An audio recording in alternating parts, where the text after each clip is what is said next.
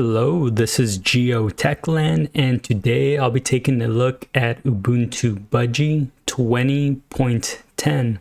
I haven't covered Ubuntu Budgie that much in the past, yet it has a lot of features that I really like. Features that many other distros don't have. So I'm running this on my laptop, and this is a fresh, clean install here. All the software is up to date, and I almost had to do that because I had issues with my Wi-Fi signal. I couldn't actually click on my Wi-Fi because it kept jumping around so much. I was able to double click on it in time to actually put my password. That was the only real issue I ran into here. So this review is mostly going to focus on the theme and layout of Ubuntu Budgie, since ultimately, performance-wise, you're getting the base Ubuntu experience anyways. By default, Ubuntu Budgie comes pre-installed with the Plank dock, which you can see here. I actually really like the Plank dock. The only issue I really have with the default setup is that the icons are a little bit too small for my taste here. So I'm going to go to the Plank preferences here and make the size a little bit bigger here. I think I normally go for like a size 54 or so. Yeah, I think that's better. And of course, a few other changes that you can make on this apps dock here is change the theme. So right now it's set to the default theme. And if I change it to GTK Plus, it puts a border around it here. Let me try a few other ones here.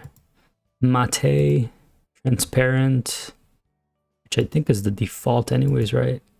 Oh, I guess the transparent one has this removed, but okay. But yeah, you can position this on the top, on the left, the right. So you get a lot of choice there. You can change the behavior, and you can choose if you want to include like extra icons here. As you might have guessed in the name, this is using Budgie.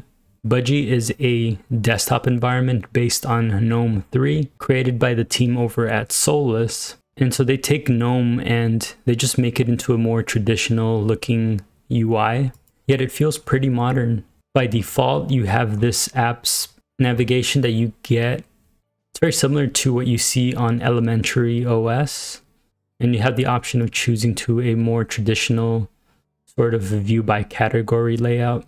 So that's nice. Now, the biggest feature that separates Ubuntu Budgie from other distros is the Budgie themes and layout chooser. So if you don't like the default theme here, you can completely change the look, feel, the theme, the layout. And I've said this in many other videos, but I feel like this option to choose layouts should be the normal standard for pretty much any Linux distro.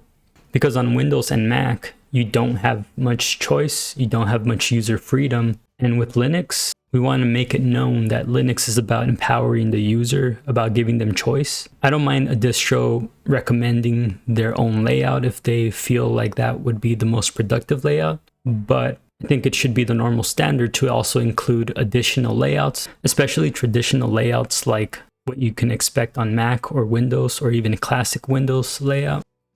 Now, what is awesome about this is that instead of cramming many different themes and layouts, they've made a bunch of them as installable options, which is good because, you know, you don't want to over bloat the distro.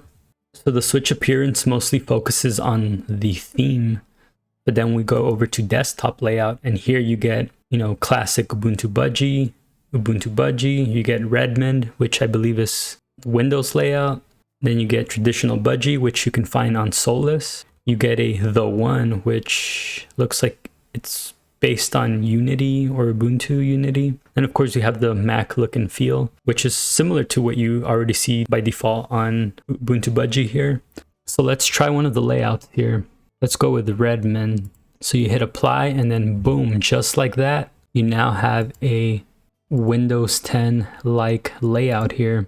And then if you wanted to go with a Mac OS feel, then just like that, here you have your Mac OS option. And really the main difference, I think, is the icons on the top right are a little bit different or arranged differently. And then you have the close and minimize buttons on the left hand side here.